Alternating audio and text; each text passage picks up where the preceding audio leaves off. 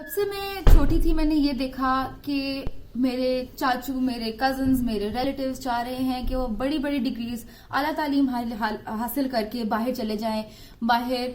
अच्छी जॉब्स लें, क्योंकि उनको लगता था कि पाकिस्तान में कुछ बचा नहीं है। और बड़े होते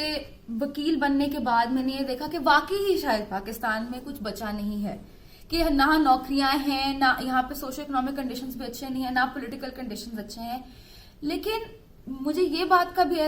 का भी एहसास हुआ कि इसमें हमारी भी गलती है, क्योंकि हम लोग इतना ब्रेन ड्रेन करते हैं, क्योंकि यहाँ पे हम लोगों ने जगह ही उन लोगों के लिए छोड़ी है जो पावर को सेंट्रलाइज कर सकते हैं, इंस्टीट्यूशंस में अपनी पावर को की हेजेमनी बना सकते हैं। और उस हेजेमनी को ब्रेक करने के लिए कोई नहीं, क्योंकि जितनी भी प्रिविलेज्ड अवाम है वो तो मोस्ट प्रिविलेज अवाम जो उस नॉलेज के साथ आती है, जो कि नेशन को हेल्प कर सकता है, वो तो बाहर चली जाती है। तो फिर पीछे उनके पास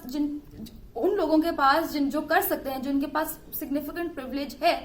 और वो पाकिस्तान में रह जाते हैं, वो पावर को सेंट्रलाइज और हेजेमनाइज करते हैं और अब्यूज करते हैं। शायद मैं पाकिस्तान इसलिए जाना चाहती हूँ क्योंकि मुझे उम्मीद है कि मेरे जैसे और से बहुत नौजवान होंगे जो अंडरस्टैंड करते हैं इस बात को कि हमारे पास वो प्रिविलेज है जो कि इस हेजेमनी को शायद आगे जाके ब्रेक कर सकता है और वहां पर डाइसेंट ला सकता है, जो कि इतनी कर्टेल हो चुकी है इन पाकिस्तान कि आज लोग बोलने से कतराते हैं। शायद हम लोग वहां पे रहकर ही ये डाइसेंट का रूम क्रिएट करना शुरू करेंगे तो कोई बात बनेगी। यहाँ से बात करके मुझे नहीं लगता कि हम लोग कोई इतना फर्क पैदा कर सकेंगे। वकील होने के नाते में ये मुझे पता है कि पाकिस्तान में जो भी हो रहा है, ना वो किसी गरीब औरत, ना किसी गरीब बच्चे, ना किसी गरीब आदमी की गलती है। ये प्रिविलेज और ये जो हेजेमोनिक पावर की बात है उसकी गलती है। And I think